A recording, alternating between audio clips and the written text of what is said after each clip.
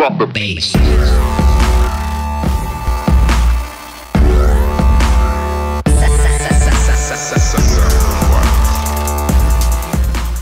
Yo, real recognize the voice. We go by the name of Clement Marfo in the Frontline, and you're tuned into Soundophiles. Dude, I'm like a beast on these beats, man, I'm starving. It's appropriate to show you my hustle in case you didn't notice it. I ain't stopping till you see CMTF take over shit.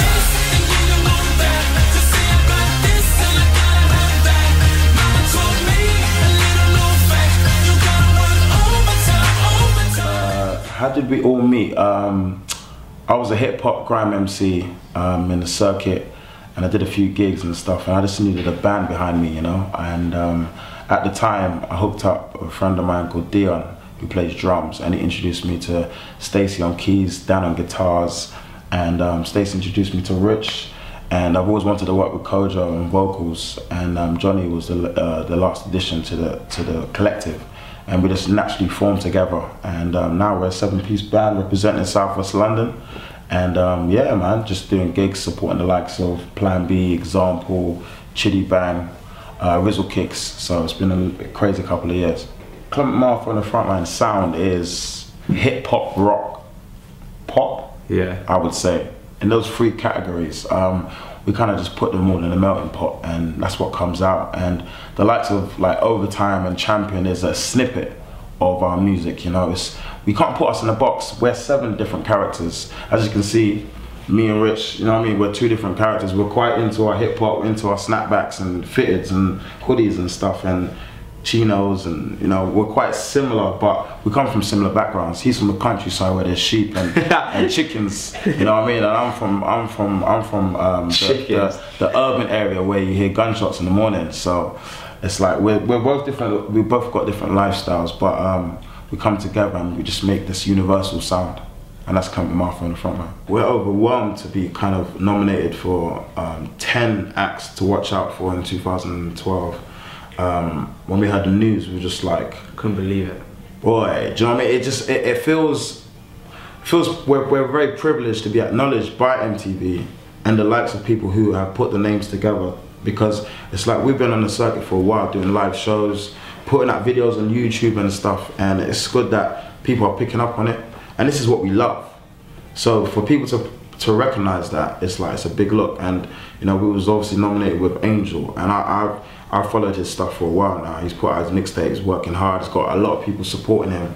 So it just shows that, do you know what I mean, British music is evolving, and everybody's very supportive of it. You know what I mean, we're Clement Marfo on the Frontline, Angel, we're kind of babies in the game, do you know what I mean, compared to the likes of Kano, compared to the likes of Sway, even Tiny now. Everyone's matured, so it's like we're so early in our careers. MTV giving a thumbs up, like, yeah, we approve of this. It's going to allow us to have a flourishing year in 2012. Ghetts, I've been following Ghetts from years, do you know what I mean? Like, I remember checking out your blog back in the day, do you know what I mean? Hyper Frank blog, and Ghetts was a top image, I believe. Like, do you know what I mean? And it's like, Ghetts is a pioneer of grime music, do you know what I mean? He's amongst the greats of Wiley and Kano, who's up there. So it's like, growing up to him, I've always like, oh man, I wish I want to work with Ghetts, you know what I mean? And we got to this position where we could contact them and say, yeah, like, we love you guys on it. And Ghetts was just like, yeah man, I'm down. Papers in my pockets, I'm a saver, but man will go insane with a profit for the sake of it. Sitting in the office with Michaela, plotting, robbing and shotting is in my nature. You say you want this, and you want that. I believe in those guys that are gifted. When I see that vibe, because sometimes I zone out, where it's like, I get this divine intervention, I write, and it's like, I close my eyes and it's like, it's written for me already. It's just a natural gift kind of thing, and someone like Ghetts is like that, you know, he can just go in the booth and it'll just pour out of him, you know, and there's other artists like that, and I can sometimes sense it, you know. So Ghetts did a dope verse, and also it appeals to another audience that we didn't appeal to before. We're a live band, and some people, some urban crowds just don't get that. They're so used to seeing MCs like Temper T on stage just with a DJ and banging out vocals, but we appeal to a grime audience, you know. We're on all these blogs that we would have never been on before, but it's a great look, and it's allowed people to understand that we can mix these music genres together. The differences between, because you've done it, performing as a solo artist in a band, I would say, it's a massive contrast. But I prefer working with a band. I just remember being really interested in the Jay-Z Linkin Park collaboration, and I just felt, you know what I mean, I could see this as the future of hip hop in a way. So when I hooked up with a band and we went into rehearsal room, it was just a natural vibe, just like, it allowed me to widen my horizon in terms of rock music and pop music, and on stage it's just a big family on stage, you know, we all go out and have a great time, and everything's live and organic, you know, there's a bit of electronics in there, a bit of production, but you know, we have 2 guitarists, we have bass, we have drums, we have keys, everything's really raw and organic, and I believe that people are more engaged when they see 7 people on stage and just the one rapper. And I think it's good that we're a band. I mean, a lot of MCs now do the whole band thing, but it's like they're just kind of on stage in the background. Like, it sounds nice, yeah, it sounds nice, and you're like, wow, it sounds different to the track because there's a band. Yeah. But like when you see the chemistry between, like, we spend every day together pretty much, so it's like it's different when we're on stage. I remember when we first wrote Champion, it was at the time where David Hay had a fight with this big giant. I don't know what his name. You need to learn his name. I know, man. The fight was called David and Goliath at the time. And I remember we heard the trumpets. Producers Rob Wells and Matt Marston gave us this little snippet, and I felt like it was a bit of had this Rocky vibe about it. It was a boxing vibe. So we just said, look, we call it Champion. And then in the studio, like, I'm feeling 10 feet tall, unstoppable, I'm the champion, and that was the hook. And we didn't know it was gonna blow up like this. So that was a song that pretty much got us signed to Warner Music and got our buzz. And it's on the Street Dance 3D movie. It's on the Sky Sports Super Bowl advert, Formula 1 games, everywhere. So it's like, so early in our careers, it's a big look for us, man. And like, I feel humbled, like, because I don't think I could have done this by myself. You know, I always had a commercial vibe, but doing it with a band, it's allowed me to kind of open a massive door.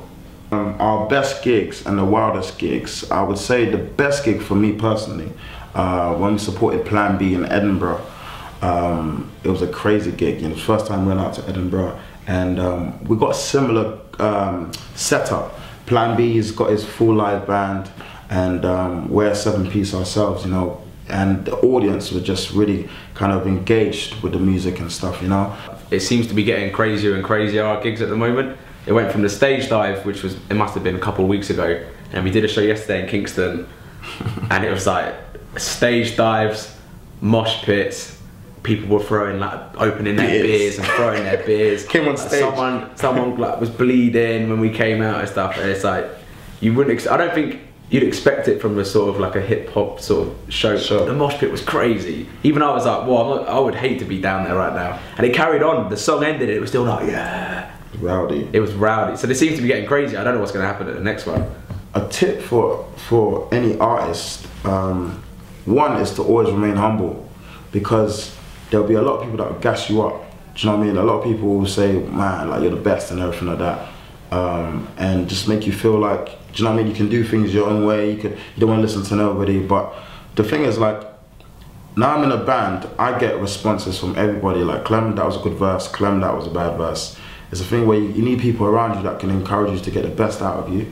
Another tip is network. You got to know who's who. You got to know the journalists. You got to know the producers. You got to know the artists, radio pluggers, everything. You know what I mean? I remember at the time I was networking in MySpace.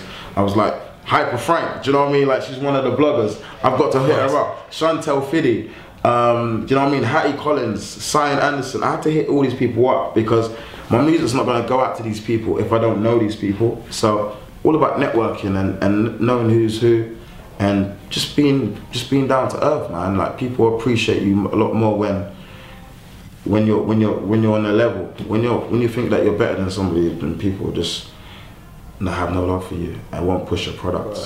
My 3 favourite takeaways: curry first. I'd eat a curry every day if I could. I'm obsessed. And then I guess a Chinese.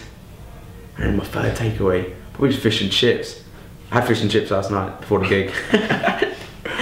My 3 best takeaways. First one would be, it's got to be a Jamaican cuisine, something of a Caribbean cuisine, where it's like curry mutton or something like that. Second one would be Domino's pizza. When we're on tour, we bang out Domino's. And 3 would be it's not a takeaway, but it's a dish. But I like to go Pasaba. It's a Thai restaurant. Love it. Like they got these Thai calamaris. Sometimes I'll be like, give me a little box and let me take that for the road, kind of thing. I love that. So yeah, that's my top 3 dishes. I'm not a Nando's man. I don't know why people love Nando's. I missed out so much. I didn't say Nando's. Nando's has got to be in. I need to start that again. Nando's has got to be in. I love Nando's. I don't know why people love Nando's. Like, I don't get it.